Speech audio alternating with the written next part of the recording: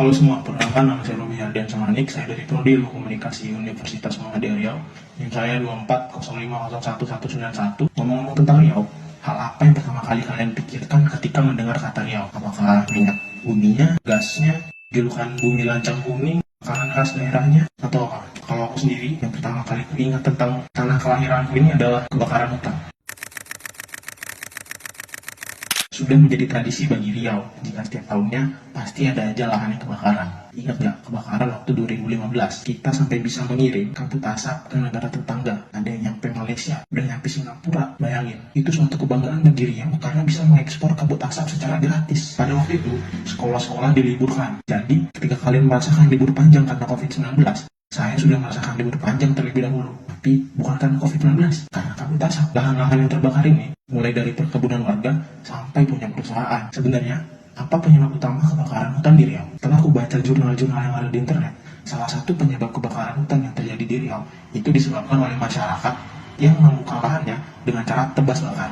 Kegiatan ini masih marak dilakukan oleh masyarakat karena mudah dilakukan, tidak membutuhkan biaya yang banyak, dan dianggap membuat tanah semakin subur. Dan juga ini salah satu tradisi dari orang-orang tua mereka yang sudah ada sejak dulu. Masyarakat membuka lahan mereka beberapa hektar saja.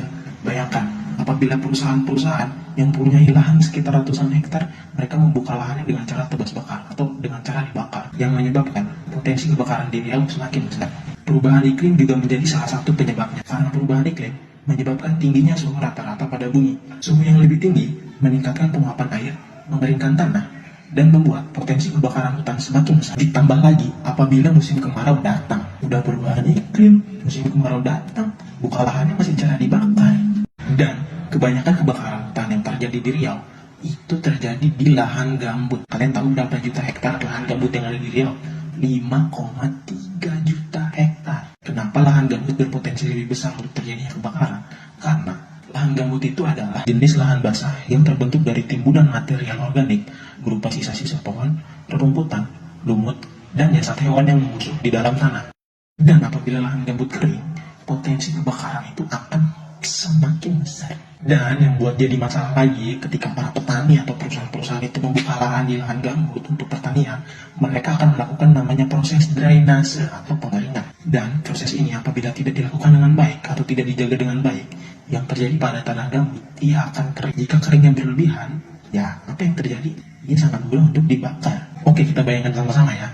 Apabila lahan-lahan gambut di Riau dibuka lahannya dengan cara tebas bakar, lalu dilakukan proses drainase di tengah krisis iklim dan juga musim kemarau. Wow. Belum lagi di banyak daerah di Indonesia ada rencana untuk mengubah sebagian besar lahan gambut menjadi perkebunan kelapa sawit. Ketika lahan gambut dikonversi untuk perkebunan kelapa sawit, maka air akan dikeringkan, tanah digali, pohon-pohon akan ditebang. Ketika ini terjadi, banyak karbon yang akan dilepaskan ke atmosfer. Tindakan ini memperburuk dampak perubahan iklim dan pada ujungnya akan membuat bumi kita semakin panas. Pada 2019, Sang Suari waktu itu menjabat sebagai gubernur, ia sudah berjanji akan mengatasi kebakaran hutan yang ada di Riau. Dan ia akan membukukan izin sementara perusahaan-perusahaan yang ketahuan membuka lahannya dengan cara dibakar. Pada waktu itu, pemerintah juga langsung merancang peraturan gubernur untuk regulasi kebakaran hutan dan lahan. Setelah hampir setahun pernyataan itu berlalu, indeks kebakaran hutan yang ada di Riau turun sebanyak 80% lebih. Ya, walaupun masih ada kebakaran hutan, tapi setidaknya itu sudah turun jauh daripada tahun-tahun sebelumnya. Pada tahun 2019, luas kebakaran yang terjadi di Riau mencapai 9.713 hektar. Dan pada tahun 2020, kebakaran hutan di Riau sudah turun drastis menjadi 1.337. Ya, walaupun angkanya masih besar di 1.300 hektar, tapi sudah terjadi penurunan yang signifikan dari tahun sebelumnya. Dan pada 2021, itu juga terjadi penurunan menjadi 1.286 hektar. Di tahun 2022 juga sama, tingkat kebakaran hutan kembali menurun menjadi 1.219 hektar. Tetapi pada tahun 2023, tingkat kebakaran hutan di Riau kembali meningkat menjadi 2.632 hektar.